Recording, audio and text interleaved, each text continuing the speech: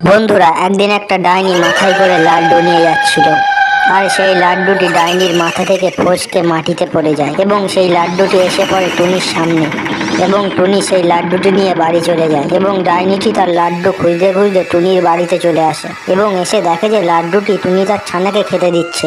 এই দেখে ডাইনিটি রেগে গিয়ে টুনিকে খেয়ে নেয় এবং টুনির ছানা কাঁদতে কাঁদতে বলে, তুমি আমার মাকে ছেড়ে দাও, একটা মাত্র লাড্ডু খেয়েছি, তার জন্য তুমি আমার মাকে খেয়ে নিলে। বন্ধুরা, একদিন রাস্তার ধার দিয়ে ডাইনি এবং তার স্বামী ডাকু রাক্ষস যাচ্ছিল। রাস্তা দিয়ে যেতে যেতে পথের মাঝে তারা একটা মানুষের বাচ্চা দেখতে পায়। সেই মানুষের বাচ্চাটি দেখে ডাইনির অনেক মায়া হয়। তাই ডাইনি ডাকু রাক্ষসকে বলে, কি গো শুনছো, আমাদের তো কোনো বাচ্চা নেই, তাই এই বাচ্চাটিকে আমি আমার বাড়ি নিয়ে যাব ভাবছি। তখন ডাকু রাক্ষস রেগে গিয়ে বলল, কি তোর এত বড় ক্ষমতা, তুই একটা ডাইনি হয়ে মানুষের বাচ্চা বাড়ি নিয়ে যাবি? এটা আমি কখনোই হতে দিতে পারি না। আমার এখন ভীষণ খিদে লেগেছে, আমি এই বাচ্চাটিকে এক্ষুনি গিলে খাবো।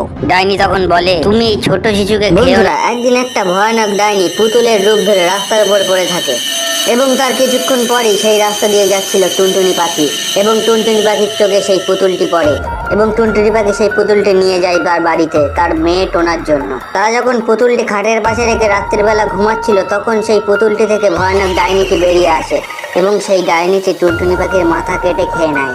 তার কিছুক্ষণের মধ্যেই টোনার ঘুম ভেঙে যায় এবং টোনা ঘুম থেকে উঠে দেখে যে তার মায়ের মাথা কেটে খেয়ে নিয়েছে। টোনা তার মায়ের এই অবস্থা দেখে খুব কান্নাকাটি করতে থাকে। বন্ধুরা, কাক এবং তার স্বামী মিলে একদিন বিরিয়ানির দোকান দিয়েছিল, কিন্তু এই খবর একটা ডাইনি জানতে পারে। তাই ডাইনিটি তাড়াতাড়ি করে তাদের কাছে চলে আসে বিরিয়ানি খাওয়ার জন্য। ডাইনিটি তখন এসে বলে, এই কাক, তাড়াতাড়ি আমায় এক প্লেট বিরিয়ানি খাওয়া। কাক তখন বলে, আমি তোমাকে ফ্রিতে বিরিয়ানি খাওয়াতে পারবো না, আমরা অনেক কষ্ট করে বিরিয়ানি বানাই। তখন ডাইনিটি রেগে গিয়ে বলল, কি এত বড় সাহস, আমার জঙ্গলে বিরিয়ানির দোকান দিয়ে আমাকেই বিরিয়ানি খেতে দেওয়া হবে না, দাঁড়া তোকে মজা দেখাচ্ছি। এই বলে ডাইনিটি তার জাদু শক্তির মাধ্যমে কাকের বিরিয়ানিগুলিতে বিষ মিশিয়ে দেয়, তারপর সেখান থেকে চলে যায়। তারপর যে ওই বিরিয়ানি খেত সে বিষের তীব্রতায় সঙ্গে সঙ্গে মারা যেত।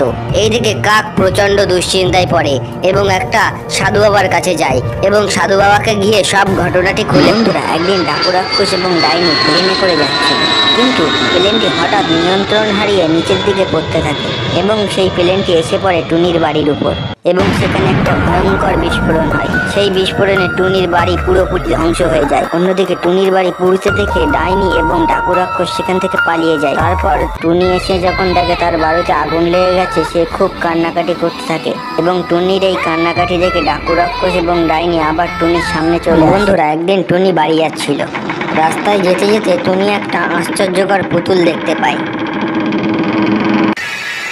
টুনির মেয়ে ওই পুতুলটা দেখে অনেক পুতুলটা বাড়ি নিয়ে আসে। তার মেয়ে তখন তার মাকে বলে, মা, আমার প্রচন্ড খিদে পেয়েছে, কিছু খেতে দাও। টুনির মেয়ে এই কথা বলতেই সেই পুতুলটা তাদেরকে অনেক খাবার দেয়। টুনি এবং তার মেয়ে খাবারগুলো তাড়াতাড়ি খেয়ে নেয়, কিন্তু এই খবর একটা ডাইনির ছেলে জানতে পারে। টুনির মেয়ে টোনা পুতুলটা রেখে যখন খেলতে চলে যায়, তখনই ঘরের মধ্যে সেই ভয়ানক ডাইনির ছেলে চলে আসে এবং সে ওই আশ্চর্যকর পুতুলটা নিয়ে পালিয়ে যায় এবং সেই রাক্ষসটা পুতুলকে বলে, পুতুল, আমাকে কিছু বড় বড় মুরগির মাংস দাও। ডাইনির ছেলে ওই কথা বলতেই সেই পুতুলটি ডাইনির ছেলেকে খেয়ে নেয়। ঠিক তখনই ওখানে ডাইনি চলে আসে এবং ডাইনিটি পুতুলকে বলে, আমার ছেলেকে ফিরিয়ে দাও। তখন পুতুলটি উত্তরে বলে, আমি তখনই তোমার ছেলেকে ফিরিয়ে দেব যখন সবাই ভিডিওটি লাইক করে চ্যানেলটি সাবস্ক্রাইব করে দেবে।